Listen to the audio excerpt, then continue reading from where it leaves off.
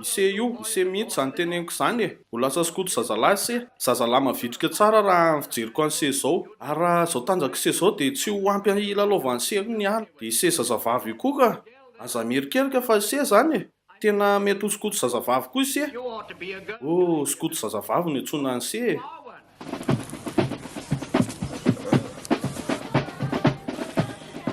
efa ho 70 taona mahery zao skoto manodidina ny efatralina avy amin'ny firenena maneran-tany no miaona amin'ny alalan'ny Jamboree. Tanora eo anelanelan'ny 14 ka hatramin'ny 17 taona no tena manatrika an'io fotoan-dehibe io. Misy karazana lalao sy sahan'asa marobe atao mandritry ny fiaonana mba hampiroboroboana ny fandriampahalemana sy ny fahaizan'ny tanora maneran-tany miara-miaina. Ankoatran'ny antoko-pivavahana lehibe sy ny firainkevitra politika matanjaka dia ny skotisma no isan'ny fikambanana lehibe indrindra eto amin'ny tantaran'izao tontolo izao. Ary Baden-Powell no ny andohany izany. Tena mahavariana kosa aloha hoe lehilahy manana fomba fiaina somary miavaka, tsy dia mitovy amin'ny hafa no hoe taona marobe aorian'ny nahafatesana dia mbola nahavita nitarika hetsika eraisam-pirenenako avana be. Amin'ny tapitrisany tanora skoto faly ery milaza ny tenany hoe skoto aho.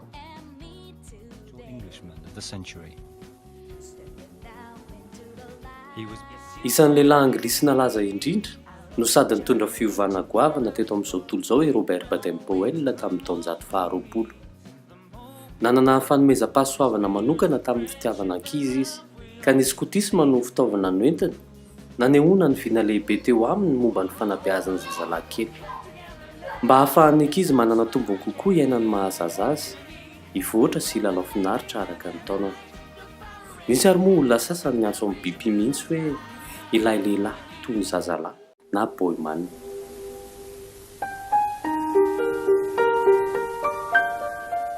Angamba raha azon'ny biby natao ny hijanona ny zaza mandrakariva dia tsy namorona ny skotisma izy. Tiany loatra mantsy ny vanim-potoana fahazazana, tena tia milalao izy.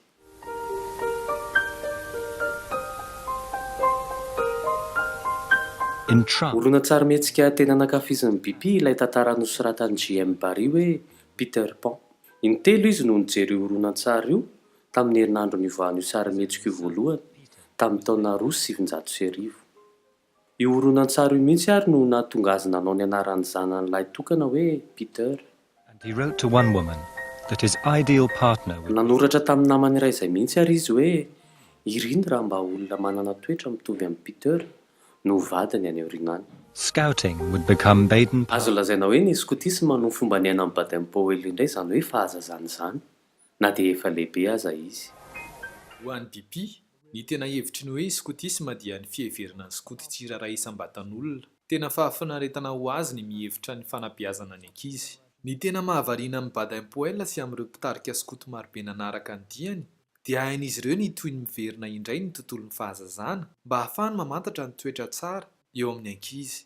Indraindray Baden-Powell dia milaza mihitsy hoe lehilahy lehibe toy ny zazalahy izy. Sosikevitra nomen'ny mpitarika skoto ny hoe raha te hahazo ny toetry ny zaza ianareo sy hahalala ny ilainy eo amin'ny fanabeazana azy dia miverena toy ny zaza. Ny skotisma koa ho azy dia nahafahany miaina tsara izany hoe fahafahana izany. Fahafahana miaina tsy misy teritery sy tsy misy fifananana lava arak'izay nanerenindreny ny azo fony mbola zaza. Azo heverina hoe niverina ny iainan'ny fahazazana izay tsy dia toy ny an'ny zaza rehetra toy ny tamin'ny taona ny Baden-Powell tamin'ny alalan'ny skotisma.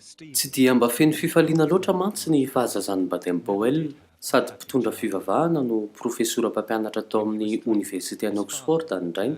Saingy hoe vao 3 taona monja izy dia matin'ny arety tratra mahery vaika io rainy io. Ny reniny Henriette Grace zany no nitaiza azy.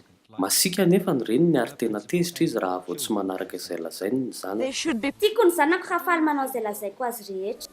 Vehivavy tena sarotiny be tamin'ny fampifehezana izy. Karazan'olona tia mibaiko izy. Hita taratra amin'ny endriny ivelany avy hatrany hoe masika izy. Izy raha teo vaventy nofosana. Ny masaka ao an-tsainy dia tsy maintsy ho lasa olona ambony ao amin'ny fanjakana britanika ny zanany. Izany mitantana volo izany dia tena manavanana tanteraka azy mihoatra ny fahaizan'ny mpandraraha lehilahy tamin'izany fotoana izany mihitsy. Fanaon'izy ireo ny miara-mipetraka eo amin'ny latabatra fisakafoanana ka samy mandrotsaka vola ao anatin'ny boatin-drakitra avokoa, dia avy amin'iny no hanomezana vola fanao am-paosy ho an'ny zanany. Zava-dehibe ho an'ny biby mihitsy izany hoe mahatsiaro fatian'ny reniny izy ary mahazo sitrika avy aminy. Noho ny matiny ny reniny dia nanoratra tao amin'ny gazety Skoto iray aza izy hoe mba efa nisaininao lalina ve hoe ahoana no mety ho fihetseham-pon'ny reninao raha toa ka manjary olon'olom-paona ianao? Fanantenany hoe tsy ampitsanga menatra ny anaram-pianakaviana ianao, ka raha tsy mampiseho herim-po sy fizotoana ianao dia alahelo ny fony ary ho diso fanantenana fatratra izy. At school, he was already Tena nandiso fanantenana ny reniny Bipi raha mahakasika ny fianarana. Mpianatra tao amin'ny Charterhouse izy tamin'ny taona 790 ary tena nankivy ny naoty azo tany am-pianarana. Tamin'izany vanim-potoana izany rahateo moa dia tsy mba lamaody loatra izany hoe zazalahy mianatra mafy izany, fa tian'ny ankizilahy dia ny manenjika lamaody amin'ny fitafiana. a good comic actor. Zazalahy mahay manao antsika an'izay Baden Powell ary tena mana-talenta fatratra. Aleo ny manao sarotro izay mianatra. Mazava ho azy fa ratsy ny notiny tamin'ny bulletin. SVT, Tena tsy misy fifatohana mihitsy, matematika, tsy misy ezaka mihitsy. Mila mianatra matematika. frantsay, Afaka mahavita tsara kokoa fa kamo velona, patory an-dakilasy. klasika. Tsy miraika mihitsy e.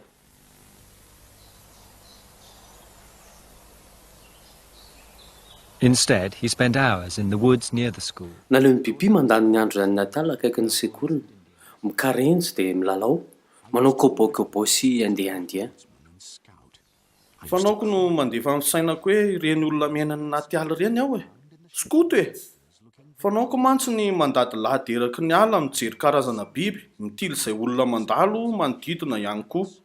Dinihako tsara hoe ahoana aveza ny marika ahafantarana hoe misy bitro na écureuil na voalavo mandalo. Tia mihaza mametraka fandrika any anaty ala aho ka rehefa mahazo bitro dia iny no ataoko sakafo ary izao ihany no mikarakara ny fandrahoana azy. Not surprisingly, Tsy nahagaga araka izany raha tsy mba isan'ny tafiditra tao amin'ny Université an Oxford izy. Ny rainy sy ny zokony laroa nefa samy nianatra tao avokoa, dia mbola diso fanantenana noho izany indray ny reniny. full of misgivings, he joined the Hussars. Very hevitra izy, tsy hitany izay tokony ataony ka dia lasa nanao miaramila izy. Voaray soma tsara tamin'ny fifananana ary faharoa tamin'ny mpifaninana misa 700 teo eo.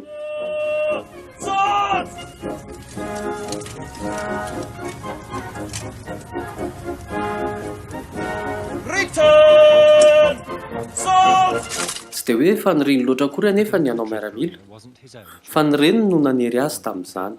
Ny tena tiany dia ny nanao artista na mpilalao sarimihetsika.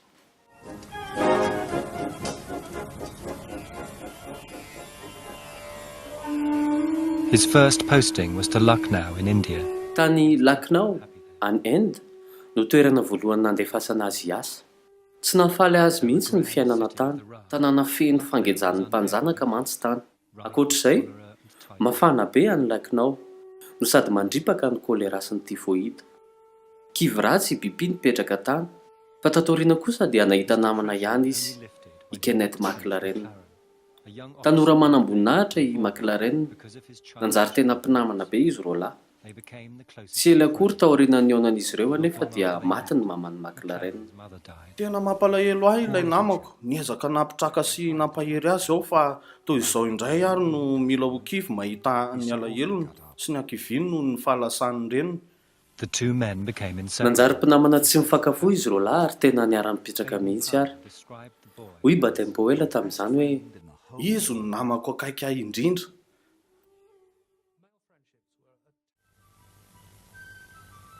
After 20 years in the Hussars, and with roapolo taona taorian'ny tsindry nahazo azy niaraka tamin'ny reny dia tonga tamin'ny grade lieutenant colonel i Bibi. Tonga manam-pahaizana tamin'ny fitsikilovana na hoe scouting, miaramila izy, developing new ideas, sady nahita hevitra marobe momba ny fanarahan-dia sy ny fiafenana tsiraitsaiky. Nanoratra boky maro izy nanehon'ny faniriany an-dalina bebe kokoa momba izany fahaiza-manao izany mba hampandroso ny asan'ny mahamiaramila.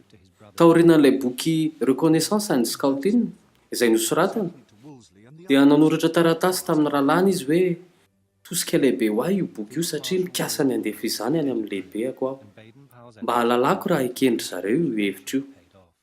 Nankasitrahany maréchal Lord Osley izay lehibeany ireo hevitra tao anaty boky ireo ary notivetiny ny rano natsakain'ny Baden Powell. Tamin'ny taona 1970 tafahoana tamin'ny mpitambolan'ny Lord Osley tao amin'ny London Club izy ary teo ny tena nanova ny fiainany biby. Manana fanomezana ho anao i Lord Osley. Hoy izy tamiko hoe alefako any Afrika Atsimo Robert Baden Powell. Afaka mandeha any ve ianao amin'ny sabotsy izao? Fantatro tsara nefa ny fandaharam-potoanan'ireo sambo makany Afrika Atsimo ka dia nivaliako hoe tsy misy sambo amin'ny sabotsy fa afaka mandeha ao amin'ny zoma. Eritaona taorian'izay resatresaka izay dia nody tany Angletera izy ary izy no olona malaza indrindra tao amin'io firenena.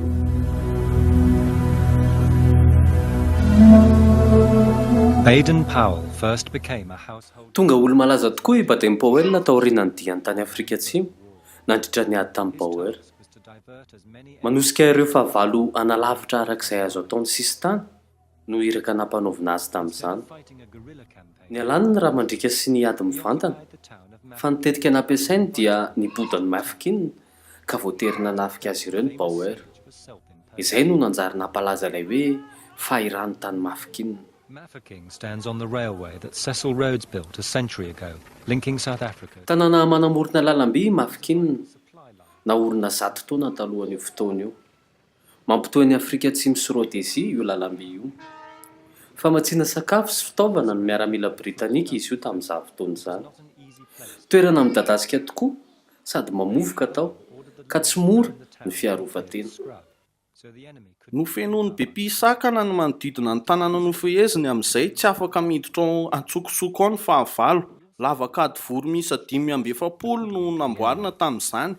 Niara-niasa tamin'ny ankizilahy kely izy tamin'izany mba hisintonana sy hamitana ny fahavalo.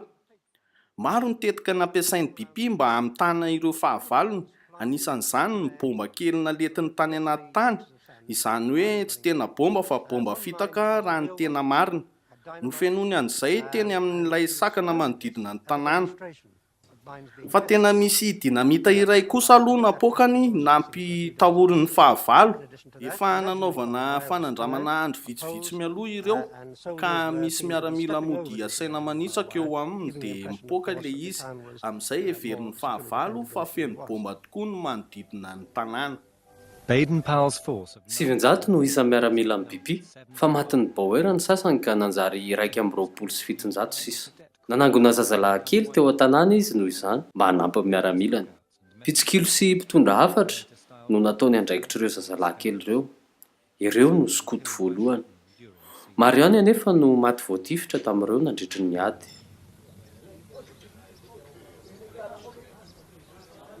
He also enlisted Nangataka ny fanampian'ny Foko Barlong koa izy. Miakatra manaraka ny sisy tany izy ireo amin'ny alina, mandeha maka biby fiompy any anaty kirihitrala rehetra any, hoentina any amin'ny lasin'ny BP sy ny miaramilany atao sakafo. Andraikitra goavana mihitsy izany saingy indrisy moa fa tsy nanana fitaovam-piadiana izy ireo ka dia maro ihany koa no voatifitra. eventually the barrel. Izany hoe nanana fitaovam-piadiana ihany ireo Barlong ireo, fa noho izy ireo nalefa teny aloha indrindra no tena namaro ireo maty. Nangataka i BP hoe omena medaly mari-pakasitrahana izy ireo, fa nolavin'ny birao misahana ny ady izany heviny izany. When the war began, 2,000 members of the Shanghai Olona tribe 2,000 eo avy amin'ny Foko Bushmen It was they no who nangataka suffered most fialofana from tao the siege. mafikinina tamin'ny fiatombohan'ny ady. A journalist Tena in the anisan'ny town, jaly mihitsy Emerson izy ireo Neely, satria tsy watched them nanan-koaniny. die. Ilay mpanao gazety antsoina hoe Hunger had Emerson them in Neely its grip. dia anisan'ny nanatry Many mason'ny were living fahafatesana izy ireo corpses, no ny their anoana. ribs breaking through their shriveled skin. No kikisan'ny anoanana The ny tony sufferers were ka ny mostly zazalahy boys kely from teo 4 amin'ny or 4 sy 5 5 taona upwards. no tena nijaly It was tamin'izany. one of the most Tena heart-rending isan'ny sights I trangana have ever pahoniana indrindra witnessed. izany And I fahafatesana have no ny seen anoanana many. izany. No endriketrehany BP hoe izy no nahatonga Baden-Powell ny has been anoanana tao blamed for an-tanàna. deliberately starving Nolazaina the fa Shanghais nangoniny daholo in ny order to sakafo force teo them out an-tanàna of mba ho an'ny Mafeking olona and take fotsifitra their tamin'ny food for the mafikinina. whites. tsy afaka nitazona olona marobe tao amin'ny tobony intsony biby satria lany koa ny sakafo tao. Nisy ireo mpitsopinenana tsy maintsy ny ala tao namonjy tanan-dehibe hitady sakafo saingy hoe maty teny an-dalana koa izy ireo. Firy ny maty? Anjatony. Sahiratsiaina be i BP satria nilaza ny tompona andraikitra tao amin'ny lakozia Antobo hoe tsy maintsy misy olona alefa mba ahafahan'ny sasany misakafo tsara. Avy eo anefa tsy nijanona namaty sakafo an'izan'izy BP fa samy nomena daholo fa nahena fotsiny habeny. Nijoro modely izy tamin'ny adiny tariny. Nisy miaramila izay tena talanjona mihitsy nahita ny fahatonian'ny Baden Powell. Indray mandeha izay nisy pobasy izay ohatrany hoe teo ambony lohanay mihitsy. Noheveriko hoe andeha hitsoaka i kolonely. Gaga ao anefa fa tsy nihetsika izy. Avy eo nisy fipoahana mafy kokoa indray. Sady toa voamaika nanakaiky. Tsy taitra akory anefa izy fa voamaika ny siotsioka nirahira. Avy eo nisy fipoahana fanotelona. Dia ireo olona hita nijoro teo akaikin'ny trano indray no lazainy hoe tsy aleonareo ve mandrosa tao trano e? Nandritra ny 7 volana, vitan'ny Baden Powell ny nampahery foana ny tanàna iray manontolo tsy ho kivikivy izany. Ampifaliany amin'ny atsikana mantsy ny olona tao. Tena toy ny artista mihitsy izy tamin'izany. Avy eo izy dia nanokatra trano filalaovana teatra mihitsy ka izy matetika no mpilalao fototra amin'izay tantara nolalaovina tao araka ny faniriana efa ela be. Tateo aoriana nandatsy nety nandeha niady mihitsy ary ny ankizilahy rehefa alahady fa naleo ny mijery teatra. Nanjary nanana vaovao tsara mba nitantaraina momba ny ady ny gazety anglisy noho izany. Ny tantara isan'andro ny momba ny zava-misy tany Mafikina. 17,900 andro tao aorianan'izay dia namono vonafafy ny Baden Powell. Nidina an-dalabe ny vahoaka anglisy naneho ny fifaliany momba ny zava-bita amin'ny Baden Powell. Tena mampihetsi-po tanteraka ny zava-niseho satria tena eniky ny fifaliana ny olona.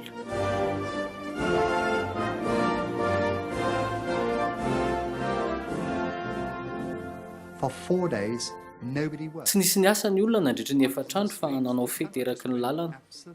Tena hoe faly ny firenena iray manontolo e. Ary mazava ho azy, i Baden Powell no nankalazain'izy ireo. Tena lasa nalaza be mihitsy tamin'izany. Tsy nisy olona tsy nahafantatra azy teo amin'ny firenena. Nahazo sitraka avy amin'ny vahoaka anglisy ihany koa ireo miaramila nody avy any anady rehetra. Izany hoe na efa resy aza ny Bauer dia mbola natahotra ny hoavin'ny fanjakana Britanika ihany ireo mpitondra. I Baden Powell no nandamina ny sain'izy ireo, tsy ia.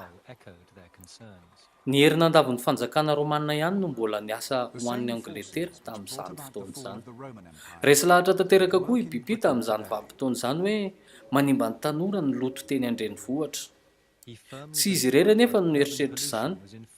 Nampitandrina ny komity parlemantera iray hoe loza mitatao ho an'ny firenena iray manontolo ny tsy fahatombanan'ny fahasalamana ara-batana izay vao tsikaritra amin'izao.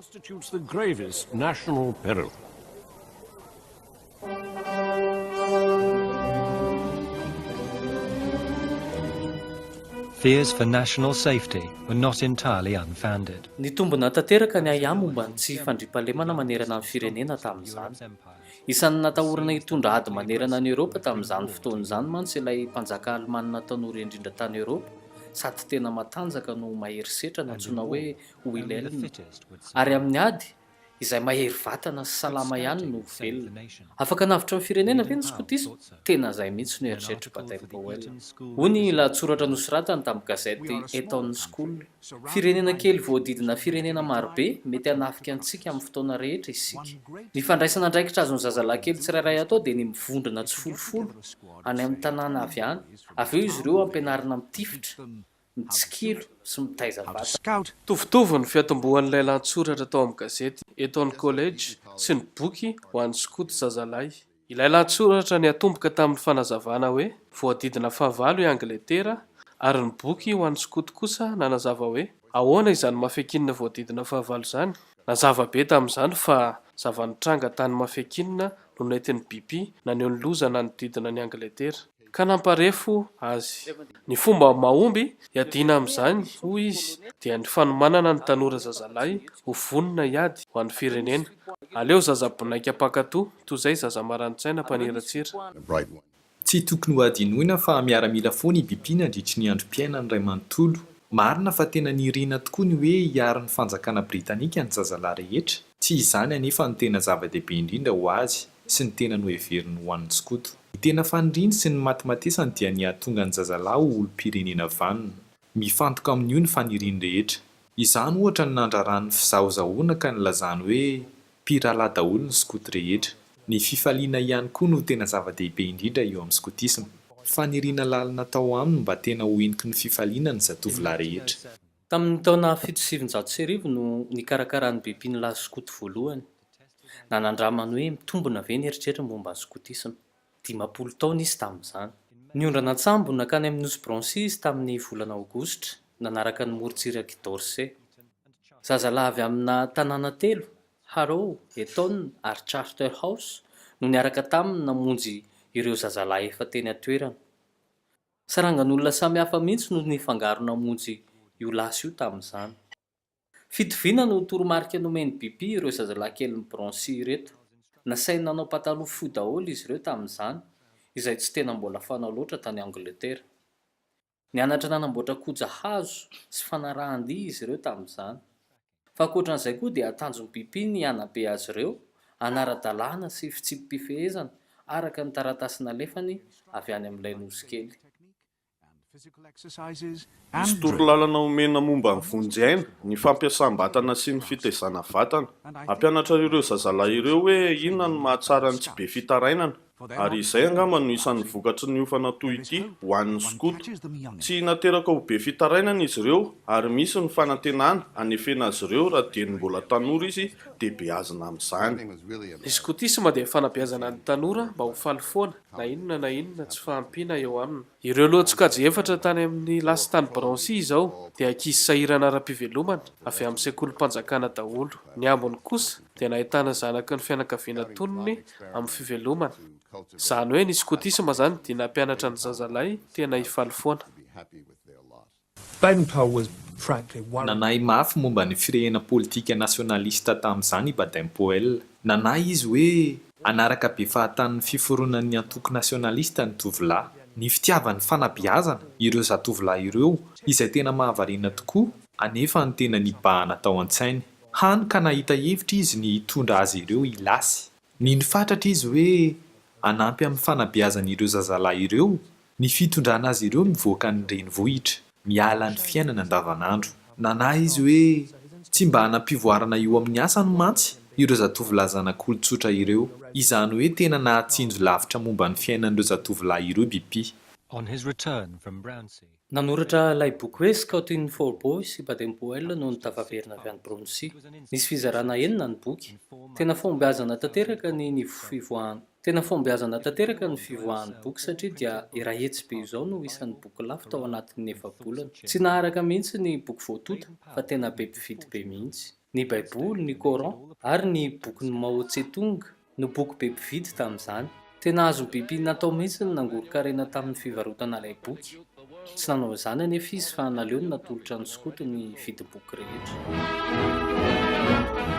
It is a guide for the Boy Scout who one night each week assembles with his troop to reaffirm his own oath and to administer it to any new member. On my honor, I will do my best to do my duty to God and my country and to obey the Scout law, to help other people at all times, to keep myself physically strong, mentally awake, and morally straight. Scouting owes its appeal to Baden. Fanabeazana amin'ny maha-olona feno no namorona ny bibiny skotisma. Nangatoaviny rehetra ny fombafomba miaramila sasasasany ampiasaina tao. Nangatoaviny fiangonana koa ny asasoa nataony, ary ny tanora avy amin'ny fianakaviana ambony saranga aza dia tsy maharitra fa lasa miditra skoto avokoa. Nanandrana niditra fikambanana hafa maro aho, fa tsy nafinaritra mihitsy fa mora leo aho tany ka naleko ny ala. Lasa avy eo nanao skoto, ary tena tiako satria nampivoatra be ahy sady mitrandraka ny maha-izy anao. Ny firalahiana ny tena navozina tao. Tiako ery ny mandeha miakatra tendrombohitra mijery natiora sy mandeha milasy, mianatra manao koja. Tena nahavariana ahy fatratra ny mandinika ny natiora. The wonder of nature which I was so impressed always have been impressed with. Noforonina man'ny zazalahy ny skotisma ka tsy misy vehivavy mihitsy tao. Vanim-potoana nitono vehivavy tany Angletera mba hitovy zo amin'ny lehilahy anefa tamin'izany. Ka dia tsy nanaiky ny vehivavy hoe izay mety amin'ny zazalahy ihany no atao. Nangataka ary ny vehivavy hoe mba asio fikambanana ho anay ihany koa. Noho izany dia notendren'ny Baden-Powell ny anabaviny Agnès tamin'ny taona 1709 mba ho filoha voalohany nitarika ny skoto zazavavy. Tsy dia mankasitraka loatra ny anaovan'ny tanora vavy skoto anefa ny ray aman-dreny satria nihevitra izy ireo hoe tsy natao ho an'ny vehivavy ny lalao sy ny sahan'asa ny ankalamanjana. Mba handaminan'izany fandavan'izany dia mampitandrina ny ankizivavy i Agnès mba tsy hitroatra be loatra.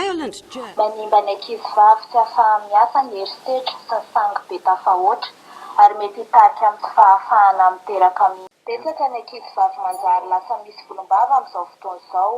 Everiko hoe ny fampiasana herim-batana tafahoatra ataony no mahatonga izany. Iezaka ao anao izay tsara indrindra vitako. Throughout his 30 years, Tsy nitsahatra ny hevitra momba ny fanabeazana tanora i Baden-Powell nandritra ny 30 taona nahazo skoto azy.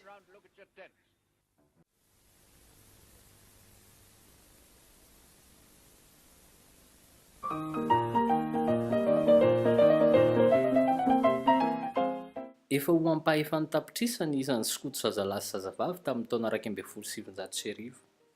I Baden-Powell nefa dia tsy mba nanan-janaka. Tsy nitsahatra ny ary azy mba hanambady ny reniny. Tamin'io taona io ihany, niondrana tsambona kany Amerika izy hiatrika fivoriana skoto, dia mifanena tamin'ny Olave Soames. 5 taona i Bibi tamin'izany ary 13 taona kosa i Olave. Matanjaka sady tia fiainana ankalamanjana i Olave ka tena mifanaraka tsara tamin'ny Bibi. Nivady izy ireo herintaona taorian'ny fankahitana. Tena mpakatoa fatratra ny reniny i Bibi ka rehefa nikasa nambady izy dia nikendry indrindra hoe vehivavy sady mety aminy no eken'ny reniny no vadiny. Tena tia ny vadiny i Baden-Powell ary niteraka telo izy ireo.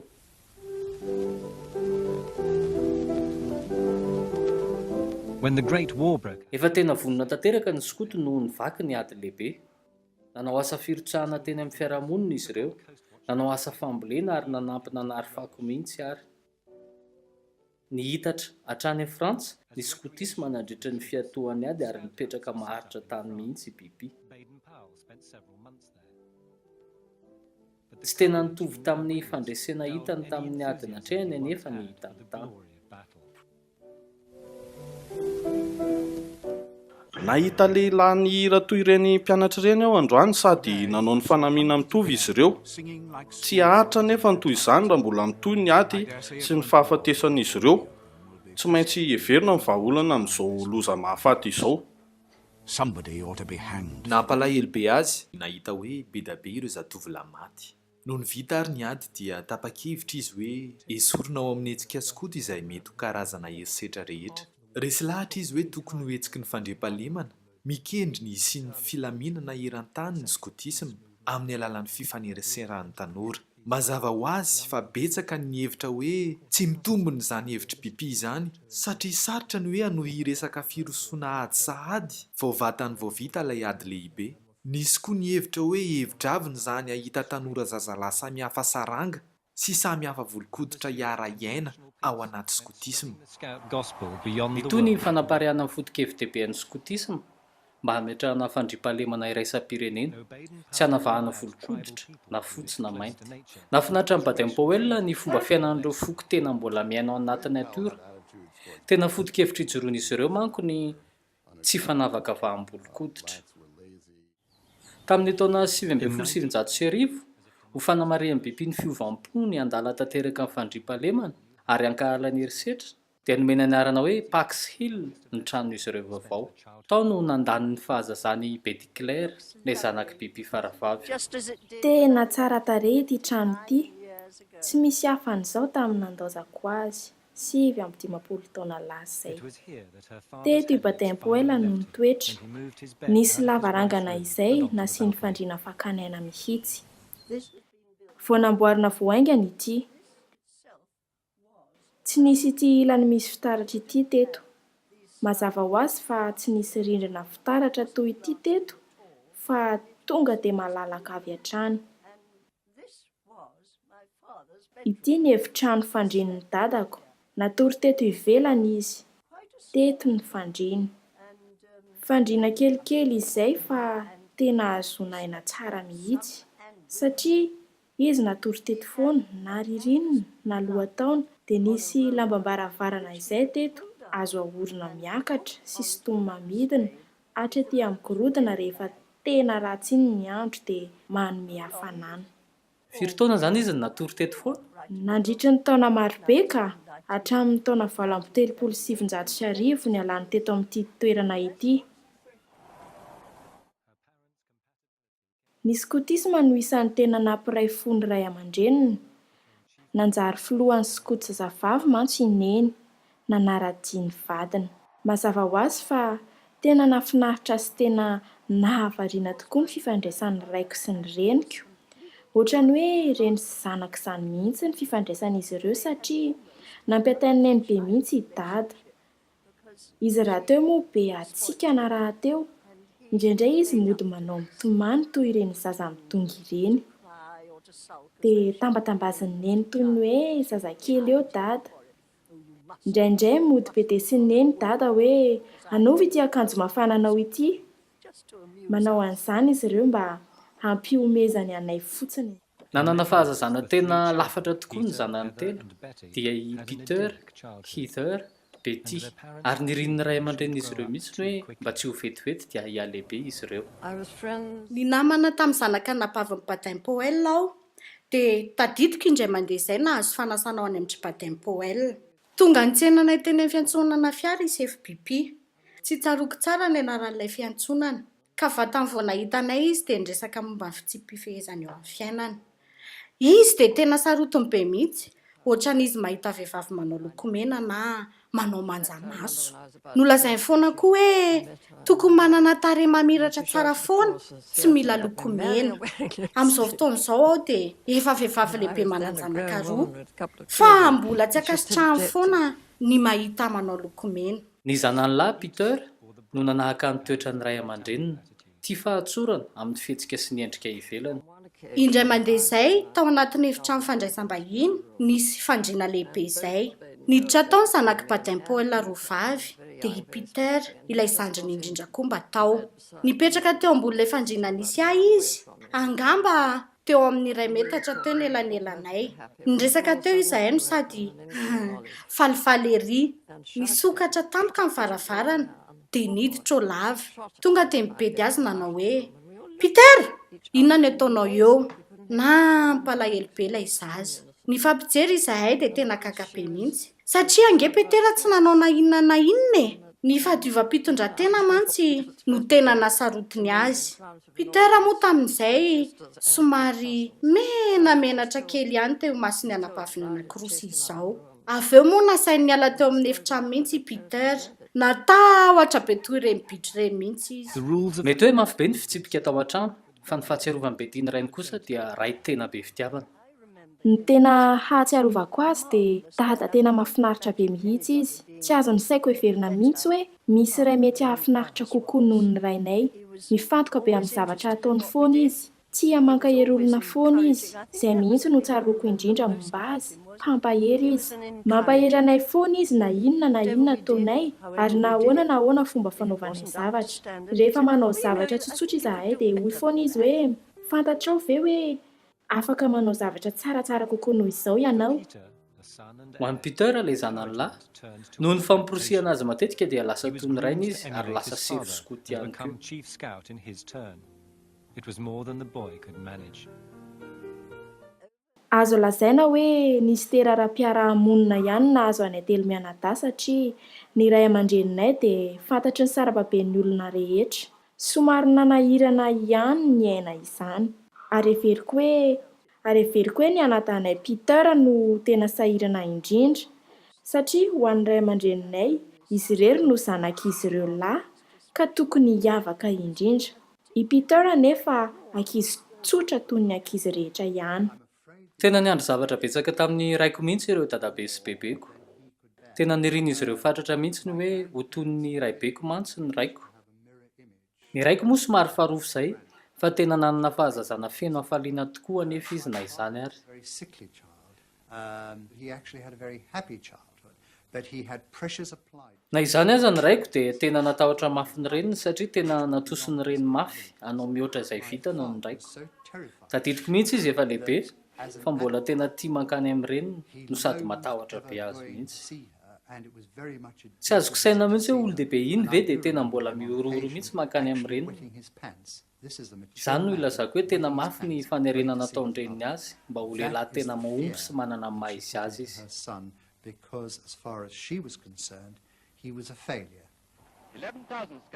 Skoto misy 10,000 no teo amin'ny lasy Jamboree tarihan'ny sefon'izy ireo. Tamin'ny taona 1937 dia efa nahatratra teo eo amin'ny 30 tapitrisa teo nisan'ny skoto eran-tany. Tena olo malaza be mihitsy Baden-Powell sefon'ny skoto eran-tany. Andeha isika izao hiara ireto namerina ny fanekena skoto. Noho ny hajan'ny tenako hiezaka hanao izay tsara indrindra vitako mba hanatanterahako ny adidiko amin'Andriamanitra sy amin'ny mpanjaka. To do my duty to God and the King.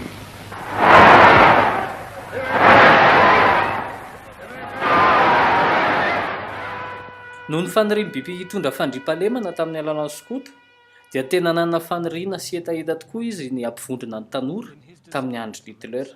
Nisy hevitra sy filozofian'ny Hitler sasatsasany ihany manko nahaliana azy tao amin'ny boky izay nosoratan'i Hitler. Boky izay mirakitra hevitra mahaliana momba ny fampianarana, ny fahasalamana ary ny fikambanana. Ny fanirian'ny biby dia hoe mpamafy fandriam-pahalemana ny skoto maneran-tany. Ny fanenjehana azy lazaina fa namorona Hitler kely no vao maika namporisika azy hikaroka hevitra mahomby kokoa. I Hitler raha teo moa dia nilaza hoe ankasitrahany tanteraka ny hevitry biby momba ny fanabeazana vatana ho salama, ny mahazava-dehibe ny lalàna, ny boky tsara navoaka momba ny fandaminana sy ny fahaizany manaparitaka ny heviny. Tena tsotra be moa i biby ary tamin'ny taona 1779 izy dia mbola namporisika ny skoto anglisy mba tsy hisalasala hinamana amin'ny tanoran'ny Hitler. Saingy niova hevitra indray izy talohan'ny poahany ady lehibe faharoa. Nandritra ny fotoana lavabe dia niezaka mafy nanapaka ny fifandraisana tamin'ireo ny filoha sy ny mpanolontsaina skoto rehetra. Resy lahatra moa i biby fa ny fomba nampiasainy ihany no nampiasain'ny tanoran'ny Hitler. No heverina hoe mitady hanao toy ny nataony ny fikambanana ny tanoran'ny Hitler. Manofana zazalahy hanaiky baiko sy hanaiky ny mpitarika azy. Fa tena niezaka mafy izy tsy hanana fifandraisana tamin'ny fikambanana io, na dia hitany aza hoe manao toy ny nataony ihany ilay fikambanana.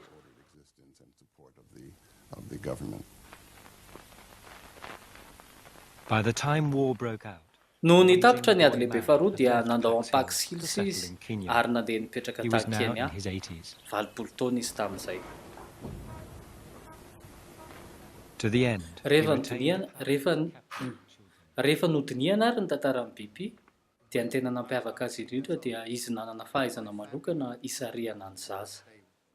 Nandeha nipetraka niaraka tamin'ny tany Kenya ny fianakaviako tamin'izay 3 taona tany ho any. Amin'ny mahazaza dia mametraka fanontaniana aho ary fanontaniana tsy mba tiany olona petraka aminy.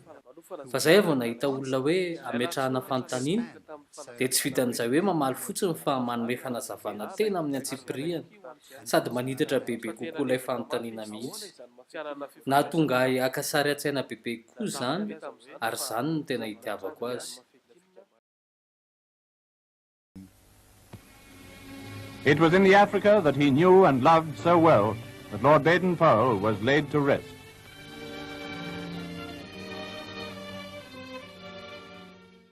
Near his home at Nyeri in Kenya, Tena fantatra sy tiana manerana ny Afrika i Baden-Powell. Natao teo akaikin'ny trano ny fasana ary nanaovana fankalazana lehibe ity sevoskoto ity.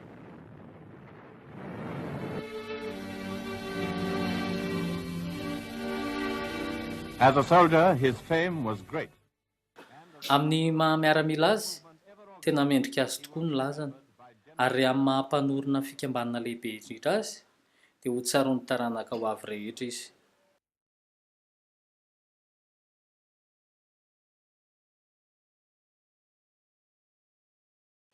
Ry skoto malala, raha efa nahita ilay lalao Peter Pan ise, dia atsiaro fa ny chef pirate dia efa manomana foana ny afatra farany alohan'ny hafatesany. satria manahy izy ny tsy hanana fotoana anaovana izany tsony amin'ilay fotoana farany, toy izany koa ao ankehitriny. Na tsy ho faty azy ao anio, tsy maintsy ho avy izany fotoana izany aoriana kely, ary dia te handefa hafatra kely ho anse aho ho fanaovam-beloma. Tsarovy fa ity no hafatra farany ho renise avy amiko, ka saintsaino tsara. Tena nanana fiainatsambatra tokoa aho, ary iriko indrindra koa mba hanana fiainana sambatra toy izany ise. Izao mino fa Andriamanitra dia nametraka antsika teto amin'ny tany mahafinaritra ity mba ho sambatra sy hankafy ny fiainana. Ny asam-barana dia tsy azo avy amin'ny harena, na koa hoe avy amin'ny fahombiazan'ny asa izay atao, na ihany koa avy amin'ny fahataterahan'ny sitrapo manokana. Ny dingana iray ahatongavan'ny se ho sambatra dia ny fikojan'ny se ny tena ho salama sy matanjaka raha mbola zatovolahy ise, mba ho tonga olona ilaina rahatr'izay lehibe, ary dia ho faly tokoa amin'ny fiainana. Raha mandinika ny natiora ise dia atsapa fa tena betsaka ny zavatra tsara tarehy sy mahafinaritra nataon'Andriamanitra ho ankafizitsika. Mifalia amin'izay zavatra anananse ary ampiasao tsara arak'izay atao izy ireny. Jereo mandrakariva ny lafy tsaran-javatra fa tsy ny lafy ratsiny. Fa ny tena lalana tsara mitondra fahasambarana dia mizara izany ho an'ny hafa.